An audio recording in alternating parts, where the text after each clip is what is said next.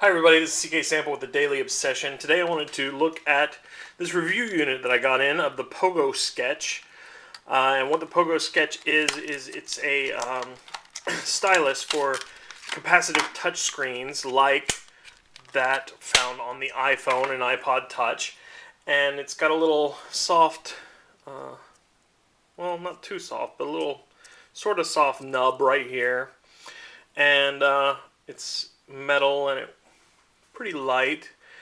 And the point is you should be able to use this to use the controls on your iPhone or iPod Touch or the glass trackpad that's found on MacBooks or any capacitive touchscreen device. So anything with a touchscreen that normally needs a human finger to work as opposed to a regular stylus, this device says that it will do that. It's the Pogo Sketch by Tin One.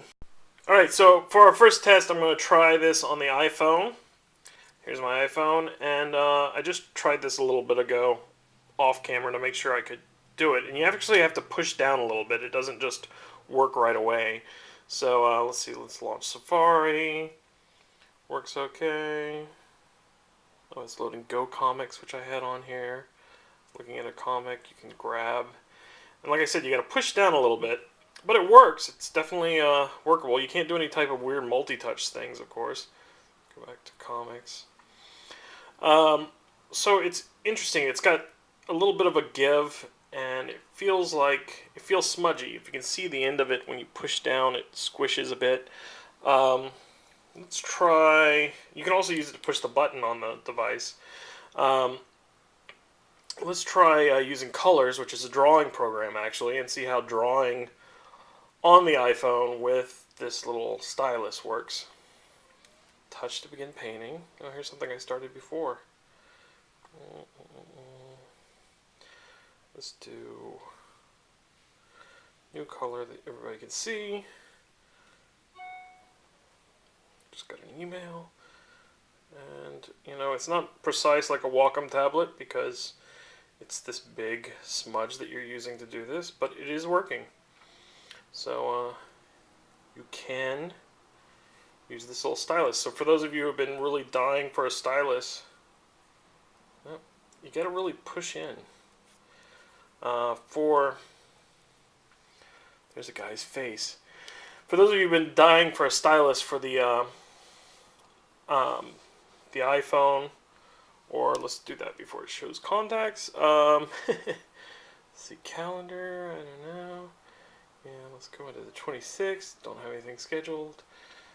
No events. Let me click add something. What do I do on the 26th? There we go. See, I did it twice. So anyway, it does work if you've been looking for a stylus for your iPod Touch or iPhone. If you really grew up on Windows Mobile touchscreen devices and you just love styluses, this might be a good solution for you. Now let's check it out on a MacBook. I'm using a program called Art Rage. Which is a pretty cool little program for drawing. I think it's about $35. I'll link to it in this post. But we're going to try using the multi-touch pad and see how it does as a device for drawing. And already it's kind of weird. Yeah, it's not really working that well. Let's go to eraser. I'm using just the mouse regularly now because it doesn't seem to be picking up where it is. Pogo Sketch. So here's the Pogo Sketch. It doesn't see where it is. Come here. Oh, I gotta move it over. So here I'm just moving it down without pressing or anything to position it on the screen. I don't know if you can see the cursor or not. So once it's positioned on the screen, then I have to click and hold down to draw. So it's not as natural as using like a stylus on a Wacom tablet, for example. I just did a multi-touch thing accidentally. There we go. So basically the tip of the Pogo Sketch has to actually be touching the trackpad for it to detect itself, and that's one of the things that's causing me problems because I'm used to using a Wacom tablet where it just senses by it being near. So it's touching, and then click, and let's draw across. So it kind of works. It's definitely going to take some getting used to. If you weren't used to using a Wacom tablet, this might actually work pretty nicely for you. Might work for me with some practice, but right now it's a little bizarre.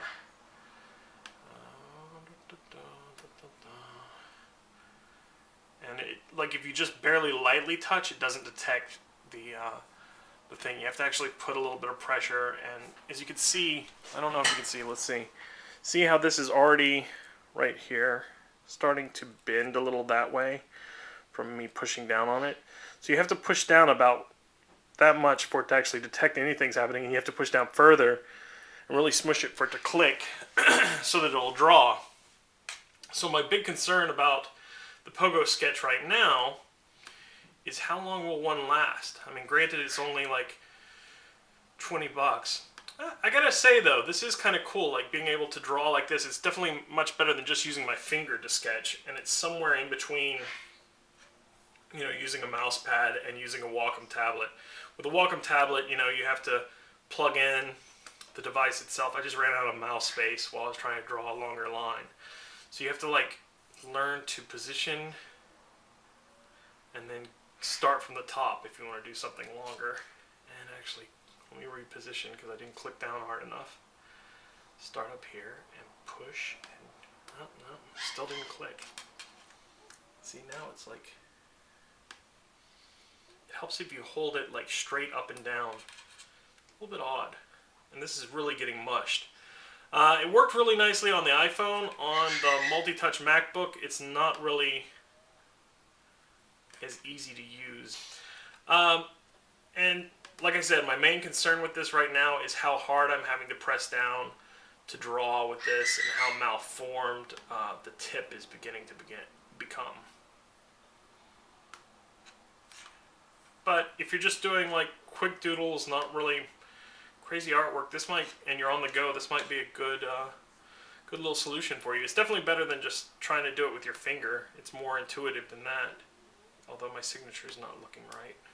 So after using this for a while, one concern I have about the Pogo Sketch is if you push down hard, which you have to do on the MacBook, you can actually expose, it's not really very clear here, but you can expose the side of the little metal tube, because this is metal on the side, and I don't know if you can see it there, but if you push down hard enough to one side, that metal piece could scratch up against your touchpad. It could also do the same on your iPhone, although on the iPhone you really don't have to press down that hard, so I don't think it's going to be an issue with iPhone users. But if you are using it on the trackpad, you're probably going to want to be very conscious about holding it straight up at a 90-degree angle when using it, because if you do it at a side, you're going to eventually push it out of the way and end up scratching the touchpad with this little piece of metal.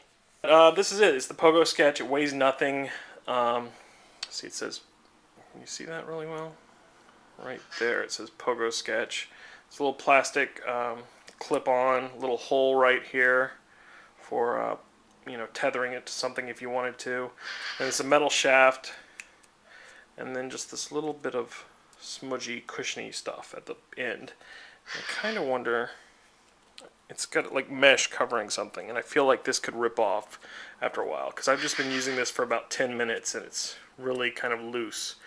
So, I don't know, I'll keep on using this and revisit it after a bit to let you know if it falls apart or whatever. This has been CK Sample with the Daily Obsession. Sorry about my parrots making noise in the background. I have 2 eclectus parrots, and they're being noisy because they hear me talking right now.